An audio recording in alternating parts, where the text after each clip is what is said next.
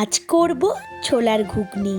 তার আগে শরীরটা ভীষণ খারাপ লাগছে, তাই ওষুধ খেয়ে নেব, খেয়ে কাজে লাগবো। তারপর শুরু করব। কাল রাতে ঘুমানোর আগে কিছুটা ছোলা ভিজিয়ে দিয়েছিলাম, কিন্তু সকালে ঘুম থেকে উঠে দেখি ভিজে অনেকটাই হয়ে গিয়েছে, তাই কিছুটা জল ঝরিয়ে রেখে বাকিটা সিদ্ধ করে নিলাম।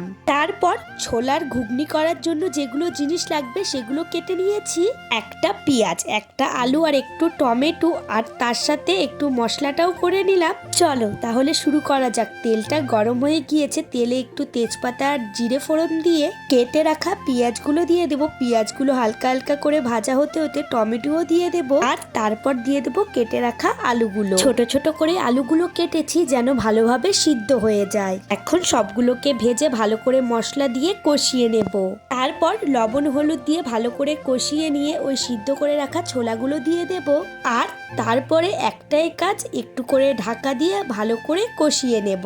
এই ছোলার ঘুগনিতে কিন্তু পেঁয়াজ দিলে খেতে বেশি ভালো লাগে, আর যত বেশি কষানো হবে খেতে তত ভালো লাগবে। আর আমার প্রায় হয়ে গিয়েছে, লাস্টে একটু চিনি ছড়িয়ে দিয়েছি আর একটু গরম মশলাও দিয়েছি। ভেবেছিলাম রুটি দিয়ে খাবো, কিন্তু বর বলল এগুলো মুড়ি দিয়ে খেতে বেশি ভালো লাগবে, তাই ছোলার ঘুগনি নিয়ে মুড়ি নিয়ে বসে পড়লাম।